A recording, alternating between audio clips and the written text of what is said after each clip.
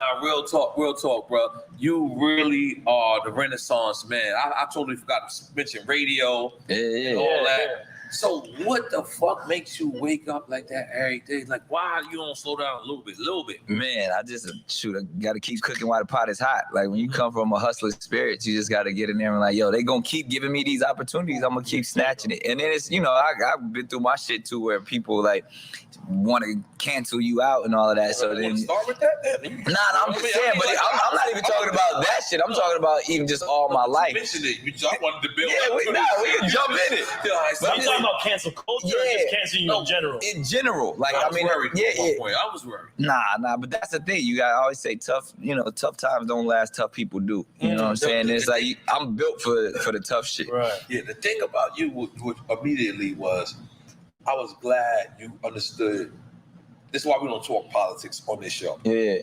Well, we do, but we also say to us. We also like a super disclaimer. We don't know shit, right? We say that, right? But what's good about you was when you felt like you was naive towards the situation, you admitted that immediately. Nah, absolutely, and it was, I say.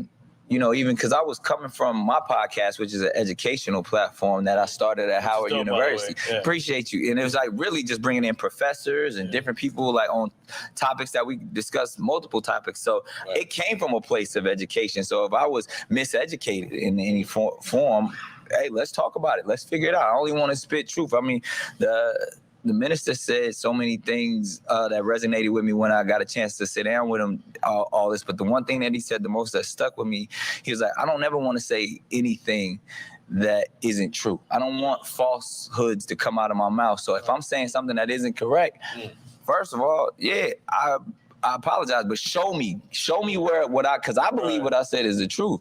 And so where you get to that point, it's a really an opportunity for education. And I always say it ain't about cancel culture, it's about counsel culture. Show somebody where you believe, if you from a different community and y'all have disagreements, let's talk it out. Like otherwise, but just trying to get rid of a nigga, like who are you to try to get rid of anybody? So that's usually, and I go back to even whether it's that situation, and I told, I'm on talk show now. I was like, I know I'm gonna get canceled again, but it's never coming from a place of malice. Like how y'all sit and build here, ain't nobody really charging on nobody in a way with discontent and hate. It's like, yo, sometimes we're gonna say some shit because we joking and it's funny. Sometimes we're gonna say some shit because we just literally don't know and we need to be educated. But I don't think even what we trying to accomplish, specifically even what's going on in hip hop right now, we just trying to evolve. We trying to grow. You know what I mean? We went from calling each other niggas every day to now we calling each other kings. You know what I mean? Like that's real talk. You or see the Yalas or the Yandi. That's the new shit. In case you don't know. Right. Yeah.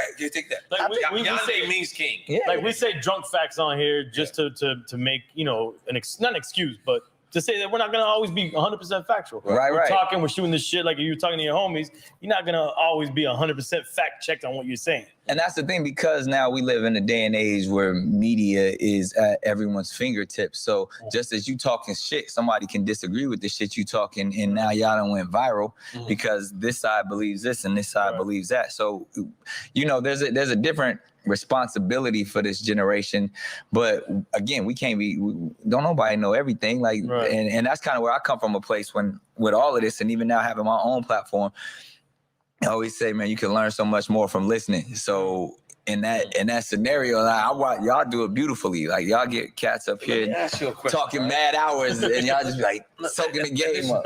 This is real shit. The reason why I want to ask you this question, because I don't know this answer.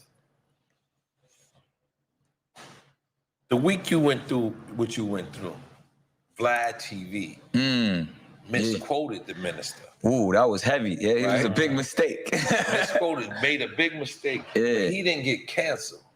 He got looked the other way, but not canceled. You know what it is? I want you to fully understand what I'm listening. Like people said, cool. But there was nothing saying canceled. There's no more for Vlad. Why? What was the difference between yours and Vlad? Honestly, it's the people with the power. In that sense of like the idea of when our community comes together and say we not messing with something, we got to stand firm on where our power lies. If it's our power and influence, if it's our power in numbers, if it's our power in as curators, that community can say, nah, that's not cool no more.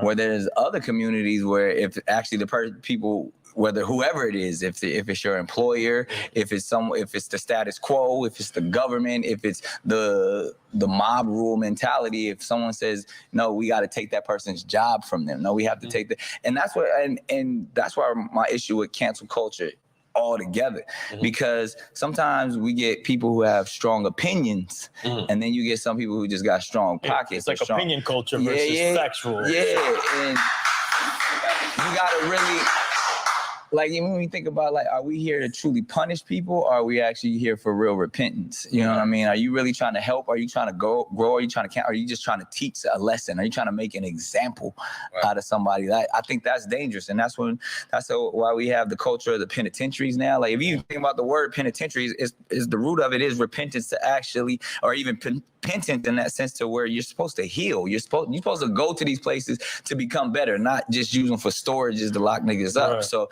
I think in that mentality, just whether it's America or just even the culture that we operate in now, they think teaching somebody a lesson or punishment is the right way. But if you're really trying to heal, you're trying to reconcile, you're trying to atone, educate. Exactly. So I think, it's just really us taking it. Ours is like a small glimpse and not even a real problem, because a rich person lost their job or somebody, but when you really think about our culture, where we're just so quick to blame, judge, and then punish, where we don't even look like, we don't check ourselves. We don't look for growth in education and healing and a true process. And there's no conversation to build, like debate. And that's why our whole culture, even right now, is in a dismal place, from whether it is people getting locked up in the penitentiaries, or even the lack of education in certain forms, and where we may speak out of turn, or we may speak something because we're just searching. We're looking to grow and find ourselves. We only want truth. We want to live our truth. We want to speak truth. We want to learn truth. But if you've been brainwashing us for so many years and decades and got us going in the wrong direction, it's like, well, come on, man. How we really gonna get to it unless I want communities that are affluent, show us how you got that way. I want communities that own their block, show us how, give us those same opportunities. You know what I mean? So whether it's the idea of gentrification, where it's social equity, all of these things we got to really bring back into our communities, to our next young generation. Because niggas is getting money now, but now how you get money? Yeah, but how we keeping it? You know what I mean? Because we getting it and then we giving it right back to them. So it's like, let's figure out how to, and that's realistically. They buying Gucci. They ain't buying Incredible. Right. Buying real estate. When I traveled, I've been, I went to Colombia. I went to this really bad neighborhood called Adress. Right, it's when in Medellin with the Pablo Escobar, it was really terrible. And now it's open for tourism. And when I was there, the only words that came to mind is reverse gentrification, because the neighborhood was still intact, the people were still there. Right, it hadn't changed. Right, but they took control of their neighborhood and they made it almost like a tourist destination. That's right. And hip hop is one of the biggest parts of it. It's like graffiti, the b-boys are the MCs, and I feel like that's something that we should learn here. Exactly, just really and that's even. I mean, I'm doing my talk show out of Harlem. I'm doing a Christmas movie in Harlem. I'm really trying to rebuild Harlem as that entertainment oasis, that place. That's where all of our culture comes from. We wouldn't, I'm taking it all the way back to the jazz days, to the Renaissance days, to those times where if you were working uptown, if you were in Harlem, every white folks was on Broadway and downtown, but this is where our culture was bred from.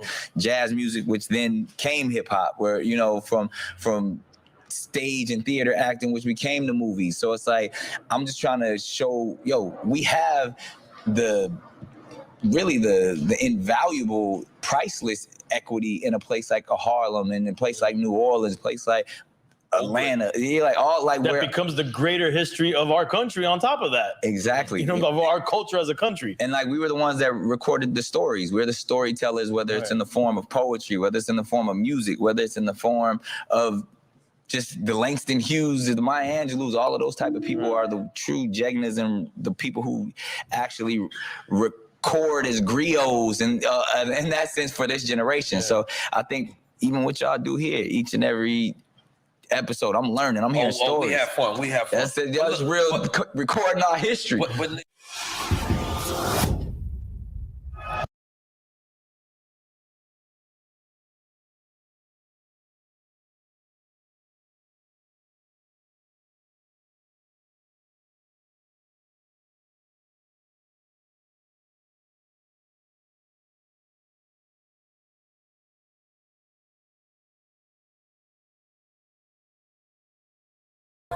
Now, please, if you like this video, hit that like. If you like to subscribe, hit that subscribe. If you'd like to leave a comment, leave your comment down below, and I will catch you on the next video. Peace out.